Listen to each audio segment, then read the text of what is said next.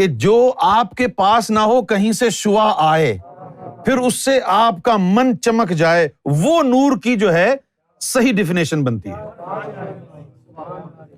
اگر وہابی کو یہ بات سمجھ میں آتی تو کبھی کہتا کہ محمد رسول اللہ نور نہیں ہے؟ ابے نور ہونا ہی تو مخلوق ہے۔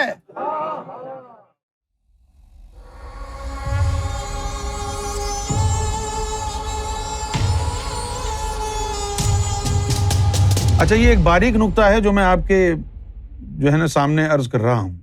آپ قرآن شریف میں دیکھیے کہ اللہ نے جب سورج کا ذکر کیا ہے تو کہا ہے اس کو ہم نے ضیا بخشی، اور جب چاند کا ذکر کیا ہے تو کہا اس کو ہم نے نور بخشا۔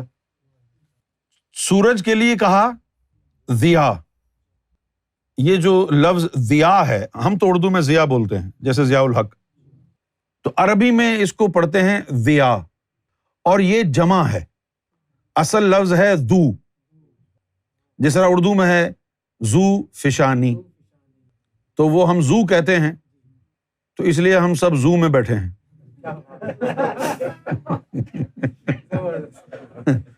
لیکن اصل جو اس کا پروننسیشن ہے وہ ذو نہیں ہے، وہ ہے ذو، ذواد، ذو ایک، ضیا جمع۔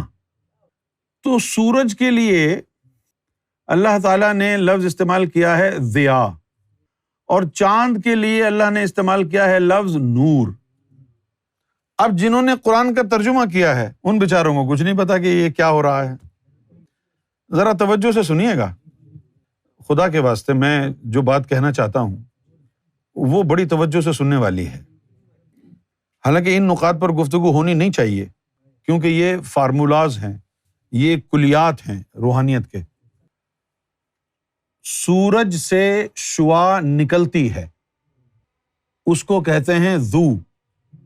چاند اس روشنی کو جذب کرتا ہے اور اندھیرے میں پھر خود چمکتا ہے۔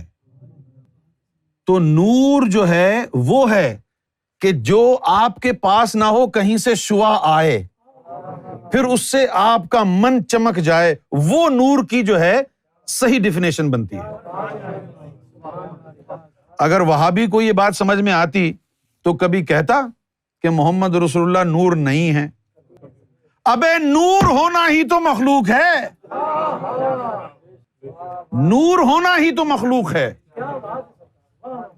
هو الذی جعل الشمس، یعنی اور وہ ذات جعل الشمس جس نے سورج کو بنایا کہ اس میں سے ضیا نکلے، والقمر نورا، جی، اور جس نے چاند کو پھر چمکنے کی صلاحیت عطا فرمائی۔ کیا بات ہے، سبحان اللہ۔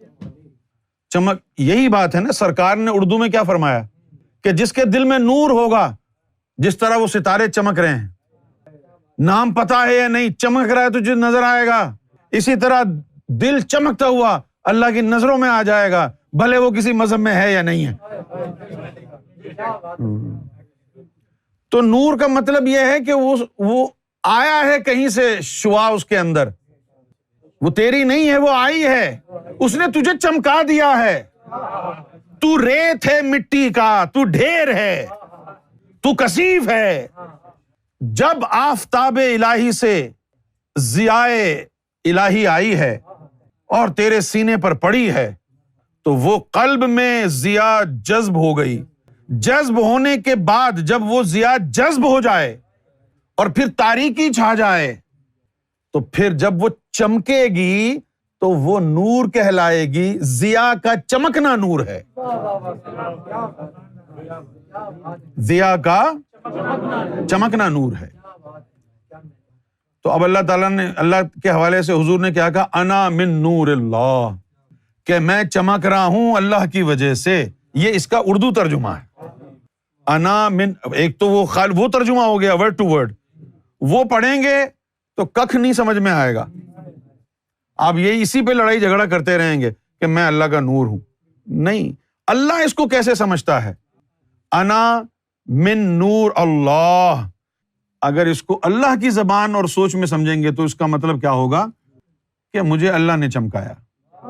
والمؤمنین من نوری، اور مومنوں کو میں چمکاؤں گا. انا من نور اللہ والمؤمنین من نوری، کہ مجھے اللہ نے چمکایا اور میں مومنوں کو چمکاؤں گا. اور اگر محمد صلی اللہ علیہ وسلم نے مومنوں کو چمکانا ہے اور پھر یہ بھی کہہ دینا ہے کہ من کنت مولاہ فہذا علی مولاہ، تو اردو ترجمہ کیا ہو گیا کہ میں مومنوں کو چمکاؤں گا تو علی بھی مومنوں کو چمکائیں گے. میں مومنوں کو چمکاؤں گا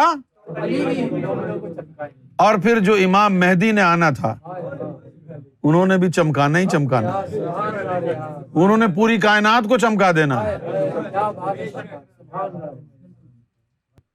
اچھا، اب جب بھی آپ کے ذہن میں نور آئے تو سمجھ جائیں کہ یہ عطائی ہے، کیونکہ نور ذاتی نہیں ہوتا، وہاں سے آئے گا اور چمکائے گا آپ کو.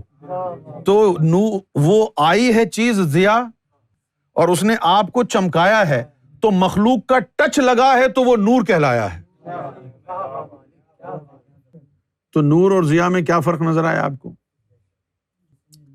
ضیا رب کی طرف سے آتی اور وہ ضیا پڑھ کے آپ کے باطن پر جب آپ کے باطن کو چمکا دیتی ہے تو اس چمک کو نور کہتے ہیں.